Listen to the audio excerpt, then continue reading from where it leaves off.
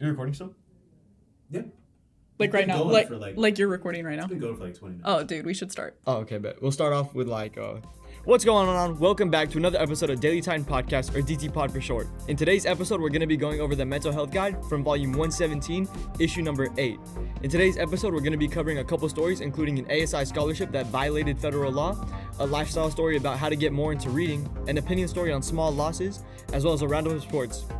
Stay tuned. And by the way, I'm one of your hosts, Kabeer, your news design editor, and I'm joined with Jayden Lovelady, the opinion editor. Dude, we almost got the cops called on us. Why?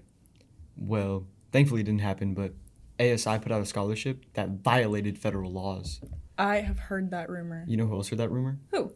Our editor-in-chief, benevolent leader, Miss Emily Wilson. Is she here right now? I believe she is. I am here right now. Can That you is believe so it? crazy. Can you believe it? God. I can. Wow. So can you tell us a little bit more about this? Yeah, so how familiar are you guys with ASI scholarships? Like vaguely. So they give out scholarships every year. It's something that you apply for. It's not something that's given out to like everyone. So how many scholarships does ASI give out? ASI gives out 13 scholarships this year, but they actually approved an additional $111,000 in scholarship funding for the next academic year. And they do it on a semester-to-semester basis. Okay. So there were 11 this semester. They took out, there was one specifically for international students, and there was also one specifically for undocumented students. And those are the scholarships that ASI leaders, they conferred with the legal counsel of the university, and they pulled those scholarships in fear that it would violate federal law. Right. How would it exactly violate federal law? Yeah. So because the scholarships are paid by student fees, like what fund them, they're classified as state funds. So citizenship and nationality can't serve as the basis for eligibility due to federal protections against discrimination. Okay. So applicants of the International Student Scholarship were notified that the funding would not be moving forward, according to Dave Edwards, who's the executive director at ASI. So would, since they pulled these scholarships, are there going to be, supplemental scholarships that they're going to input now? Or it's this semester just going to drop those ones? They're just going to drop them for the semester. Oh, okay. Dave Edwards also talked about using funding through DIRC as a way to kind of give money to the rework scholarships. He said that a service can be tailored to a certain community while still be technically available for all. Right. Okay. That makes sense. Yeah, it's trying to find a good compromise in between. So these scholarships being pulled on the basis of nationality and citizenship status. These don't have to do with DEI rollbacks across college campuses or anything like that. These are separate. Dave Edwards said at the meeting, the ASI meeting last week, where it was talked about that they don't have. He referred them as challenges we're experiencing in the federal level. Okay. He said they're unrelated. I think it's worthy of concern. I'm not saying, I think that's something Dave Edwards would say, a university official. I think it could be enough to infer. Yeah. Yeah, or related in some way, Yeah. So with the money not moving forward this semester, do they have any intentions on rolling over the money that could have been used this semester into next semester scholarships, or is it just going to be stagnant for now? They haven't said. Okay. And I should clarify that the undocumented student scholarship, for this round, no one actually applied for that because they did pull it before the application period opened in January. Okay. But for the international student scholarship, the legal counsel of the university found risk with that after it had been applied for. Right. So people did apply for it, but just no one will receive it. Okay. Is there going to be supplemental other scholarships they could apply for, or is the deadline for all the scholarships passed? So they closed yesterday, March 11th. Wow. Yes. You snooze, you lose, I guess. Yeah, hey, we had a story, we meaning the Daily Titan had a story on this by Emily Gonzalez, 471 reporter, on February 24th. So we got the information to the people. Hey, we did what we The did. opportunities were there. Yes. We need a bit to roll her out. Okay. If you got to make the scholarships and pick the basis they were given out on, what would you make your scholarship qualifications? That's a great question. Do I still have the 13 scholarships to give out? Is it the same amount? How many? No, make scholarships do I really need? You're big adding one. a new scholarship. Okay, I'm adding a new scholarship. Yeah. People from Sunnyvale, California, which is my hometown. I I want to encourage more people from Sunnyvale to go to Fullerton. Okay. Because there's not enough of us. It's only me right now. That's really benevolent of you. # benevolent leader. That's what the people say. Yeah? I didn't come up with that. Totally. Other people just started saying it. We'll confer with the people to I'm find sure. out about that one. I'm sure. I'm so sure as well. No, yeah, I'm so sure. Yeah. If you got to add a scholarship, what what group would you want to like represent with that scholarship? Dang, I don't know. Say your answer first. My answer? I'll cook. Ooh. My scholarship would be exclusive to people with more than 70,000 minutes on their Spotify Wrapped. Right. Yeah. Like a listener scholarship for like really active listeners.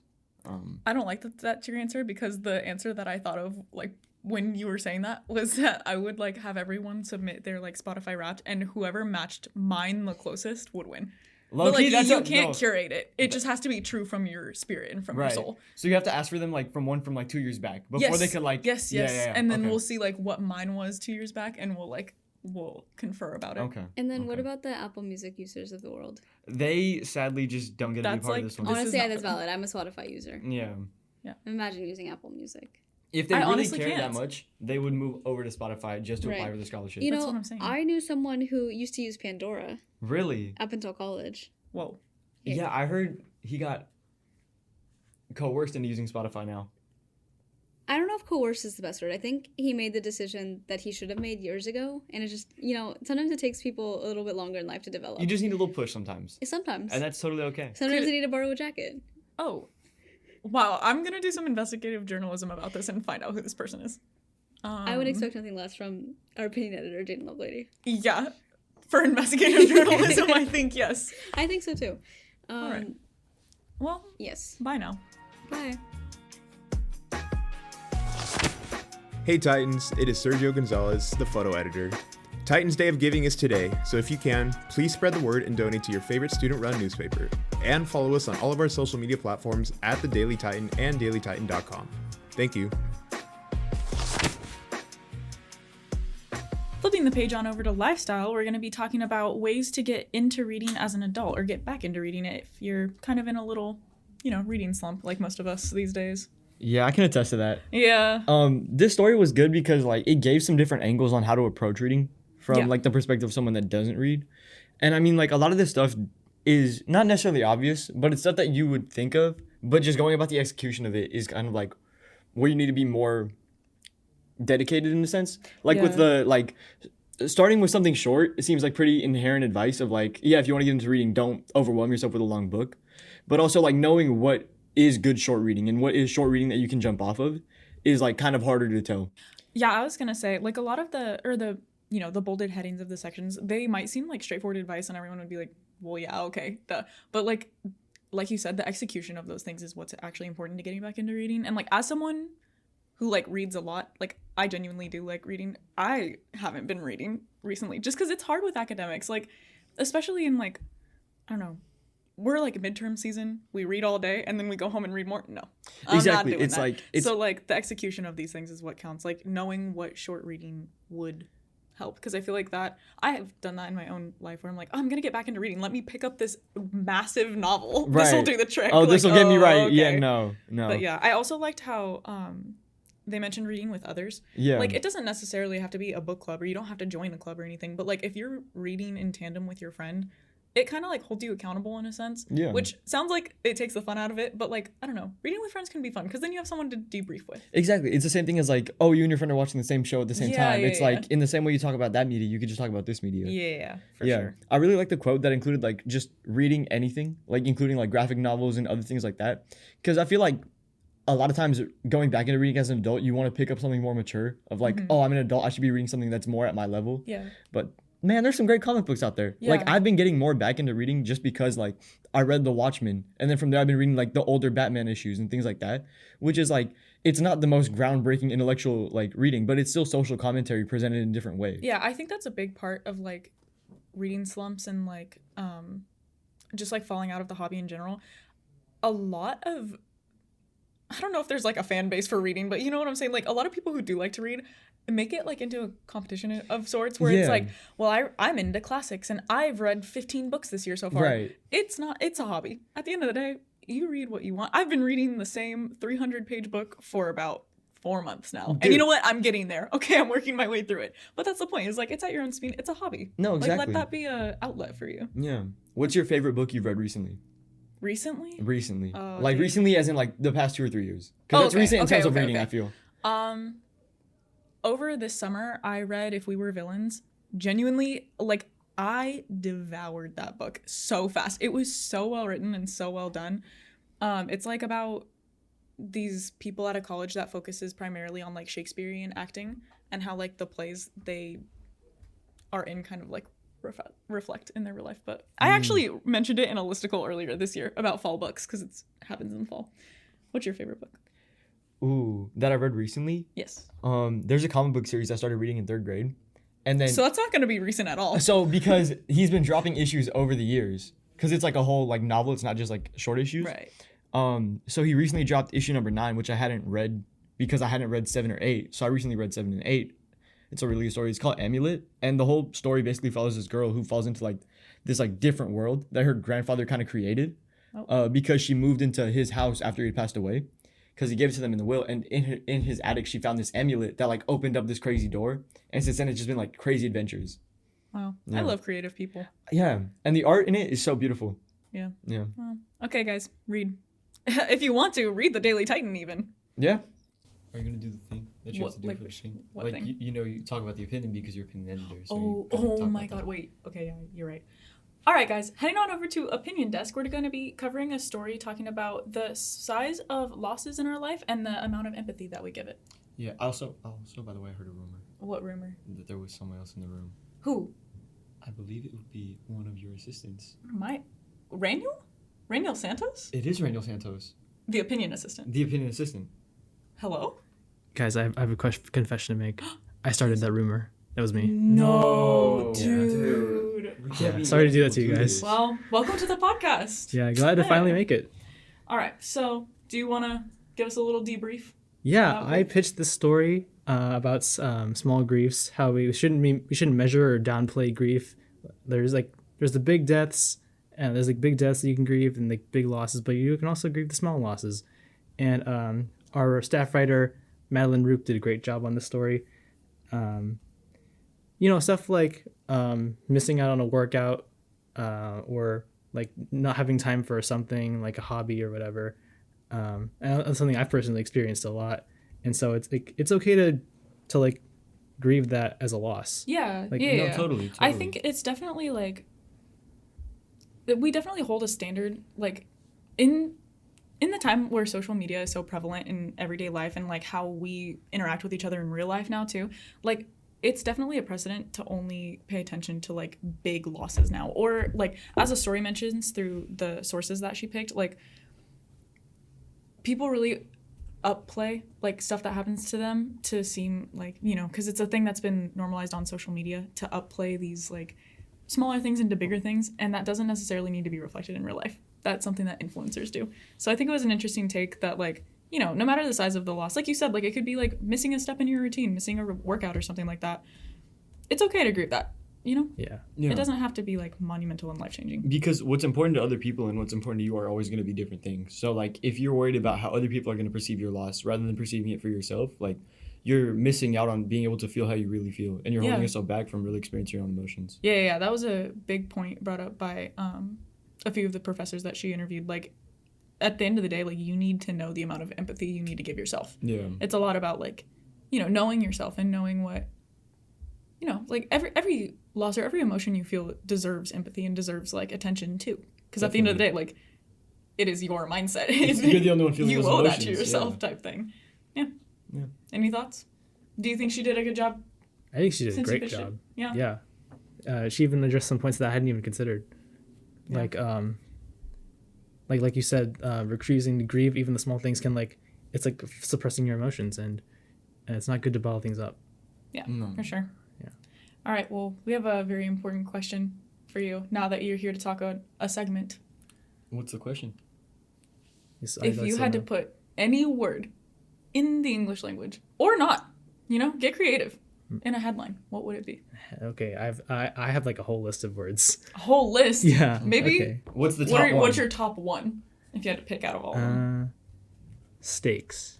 Steaks? Yeah. Like- Steaks like Food or yummy, steaks yummy like... cow? Or Like emotional stakes. Like the stakes are being Steaks. raised. I feel like Have we used steaks? Honestly, I can't recall if we've used states. I feel like news has to at one point.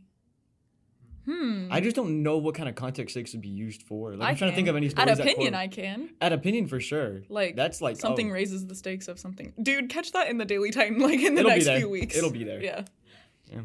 All right. Well, hey, thanks, Raniel. Yeah, can I stay forever? Like we do have other sections to do. We also do close at 9. Yeah, unfortunately.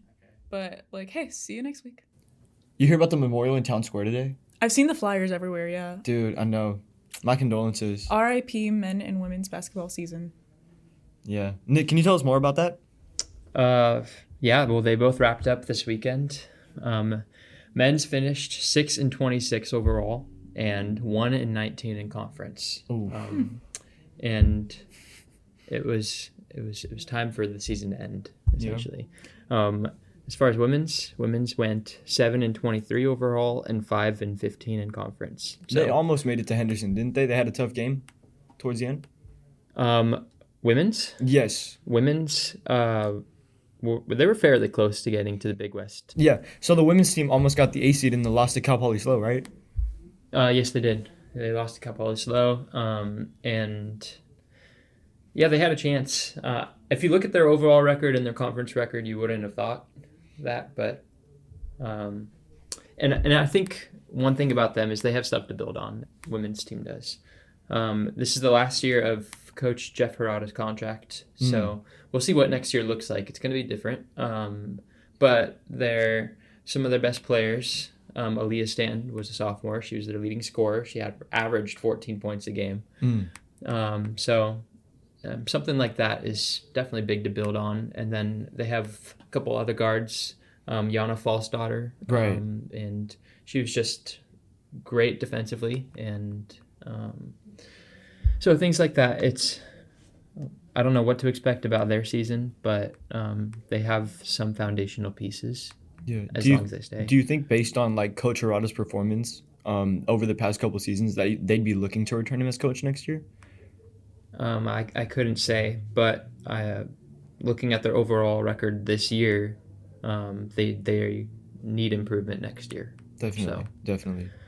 And same thing for men's basketball. So going 1-19 in conference is definitely not ideal. No, to say the least. Yeah. Yeah. But a bunch of their seniors graduated or are graduating. Zachary Vicentin had one of his best games in the last game of the season, their senior night. And they're losing John Mikey Square, and so it's just going to be different. And Zion Richardson. So, again, I can't tell you what it's going to look like next year, but they're both teams are in need of improvement. Based on the way the seasons went, do you have any takeaways that you think the team should be working on over the summer to like improve come next year? Both teams consistently struggled to shoot, so that's one thing. One thing that I kept on seeing over and over is they brought good defensive intensity, struggled to shoot, and they struggled with size. So, do you think? I mean, obviously not size, but do you think the other two are like have a lot to do with their leadership and like who was team captain and stuff like that? Like, do you think the next season will perform differently given like a new team captain and new coach? They're gonna need a reshaping of their roster for sure, but I couldn't. Yeah, that's up in the air. So Yeah, definitely. Right. I feel like with college sports, because of like the high turnover and just like the way the semesters move, Yeah, it's always hard to tell like what next semester will hold. But all right, guys, we really don't have much else to talk about, so I think that's gonna be it for us this week of this episode of Daily Titan Podcast. Be sure to pick up a copy of the Daily Titan on campus or check us out at dailytitan.com to read more articles and the ones mentioned here. Thank you all for listening, and week after week, if you like us, we love you. all right, Titans, before we go, we got to get thankful for a moment. So first of all, got to give a special thanks to our executive producers, Isaiah Mallari and Emily Wilson. Another thank you going out to our producer, Luis Vizcaino, as well as another thank you going out to our assistant producers, Raniel Santos and Michelle King. Also got to give a big old thank you to Bijan Shoushtarizadeh for providing the music you're hearing in this episode. And an even bigger thank you going out to everybody who tuned in and stayed tapped in with the episode. Thank you so much for listening, and we'll see y'all next week. Pick up a copy of the paper. Peace.